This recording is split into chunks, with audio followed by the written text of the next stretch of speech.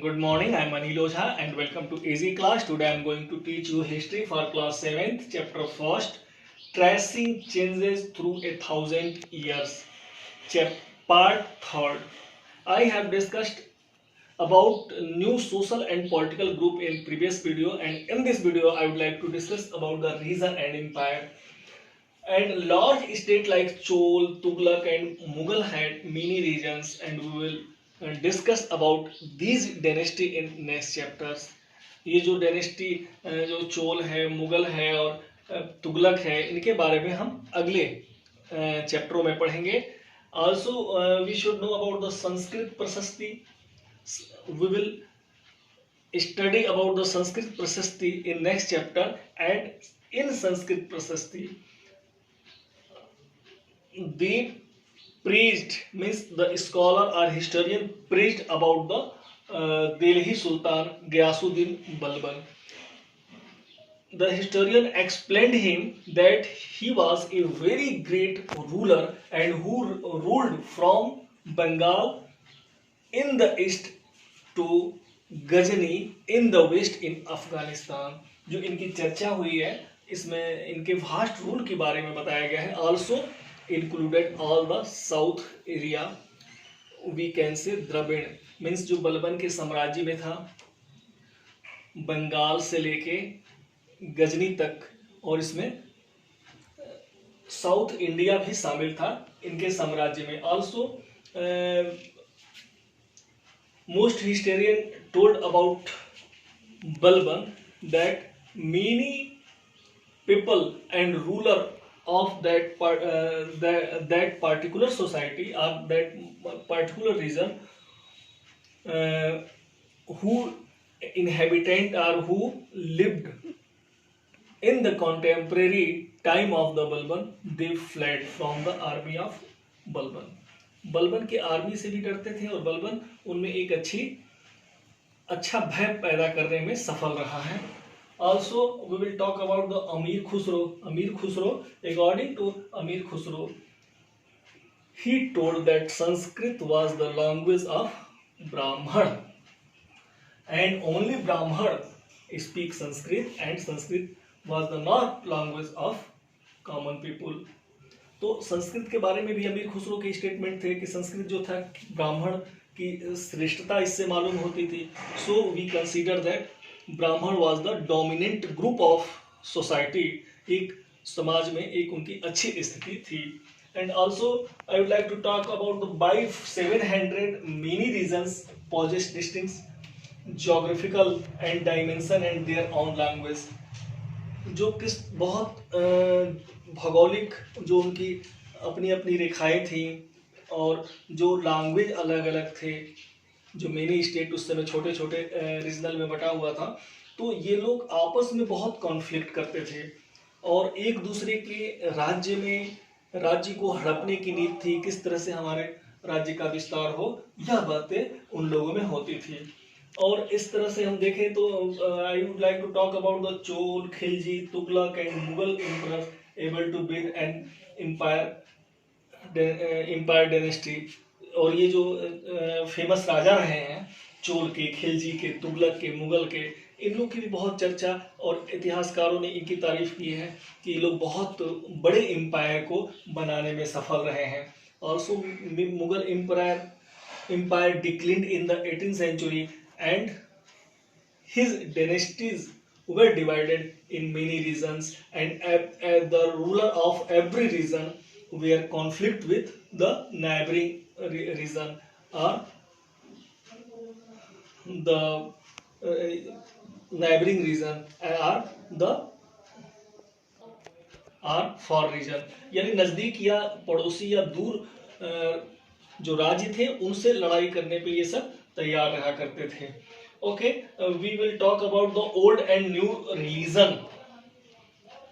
In medieval period, very religions, the development religion were coming emergence very fast. इस समय बहुत तीव्रता से हिंदुइज्म, इस्लाम, इस तरह के धर्म का भी विकास हुआ. Also we can say about the growing importance of Brahmin as the priest, as the dominant group in society. ब्राह्मण की स्थिति समाज में बहुत अच्छी थी, उनको सम्मान किया जाता था, हर एक वर्शिप में उनको बुलाया जाता था। इस तरह की बात उनके बारे में हुई। चूंकि their knowledge of the Sanskrit were regarded in the society because common people did not know language of Sanskrit. तो इस तरह की भाषा, चूंकि इनमें एक मिस्टीरियस बात लगती थी कि भाई सम्मानित है और इन लोगों को संस्कृत स्पेशल ग्रुप के अंतर्गत रखा जाता था और उन लोग को राज दरबार में भी बहुत सम्मान होता था और समाज के सामान्य लोग भी इनका सम्मान करते थे। ऑल्सो द आइडिया ऑफ भक्ति developed in medieval period, means devotee to God, love to God was developed in this period, and common people or the people which was inhabitant in that particular society, they considered that they could worship without the help of ब्राह्मण और priest। अब इस तरह का भाव एक इन लोगों में आया, जब भक्ति का भाव आया कि हम भगवान की पूजा करते हैं, हमारे उनसे जो हमारी भक्ति है, जो हमारा समर्पण है, हम बिना ब्राह्मण के सहयोग के भी पूजा कर सकते हैं। इस तरह का भी भाव इस युग में आया। Also merchant and migrants first brought the teaching of holy Quran to India. जो कुरान भारत में मर्चेंट के द्वारा आया, या जो बाहर से जो लोग फॉरेनर जो आए और जो इस्लाम धर्म के बारे में इन लोगों ने प्रचार किया, and most ruler who were patron of the Islam also they believe in Islam। तो उन लोगों ने जो इस्लाम को माना, इस्लाम का बहुत ज़्यादा प्रचार किया और उन्होंने गॉड को, अल्लाह को ही सॉवरेंटी माना, अल्लाह को माना। इस्लाम धर्म में अल्लाह ही सब कुछ है और अल्लाह के प्रति समर्पण ही अपने आप को एक इस्लाम धर्म का सच्चा प्रेम है। इस तरह की बात इन लोगों ने बोला। और जो कुरान है इनकी पवित्र किताब या पवित्र ग्रंथ माना जाता है। Okay, I would like to talk about the Shia Muslim who believed the prophet of Ali. Who was Ali? Ali was Mohammad पैगंबर्स सन इन लॉ। जो पैगंबर साहब के सन इन लॉ थे अली, उनमें इन लोगों ने विश्वास किया, शिया मुस्लिम ने। And Sunni also, Sunni Muslim who accept the authority of the खलीफा of the community and succeeding खलीफाज। खलीफा के जो अथॉरिटी थे, जो अधिकार थे, खलीफा की जो सत्ता थी, इसमें सुन्नी लोगों ने विश्वास किया। इस तरह से इस्लाम धर्म का प्रचार हुआ। Also variety school of law were open like Hanafi and Shafis, this type of उलेमा and judiciary also was influenced by the Islam rules. Islamic rule के द्वारा फैसले राजा भी किया करता था। तो इस तरह के भाव इस मेडिवल पीरियड में आए, जो ओल्ड और न्यू रिलीजन के अंतर्गत हम कह सकते हैं। And now I am talking about the thinking about time and historical period. अब we can consider which type of period we will take about the history. अब इतिहास को कैसे हम बांटा जाए, किस तरह के भागों में बांटा जाए। तो in the middle of 19th century British historian divided into 3 groups. तो 3 ग्रुप में ब्रिटिश हिस्टोरियन ने इसे डिवाइड किया है। कौन कौन से 3 ग्रुप हैं? तो Hindu, Muslim and British.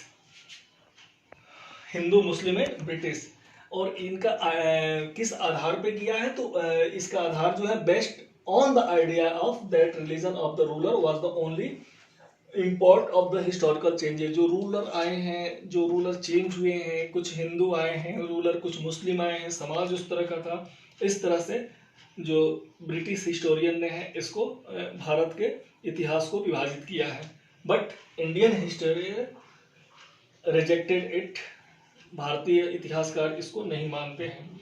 Also few historian look to economic and social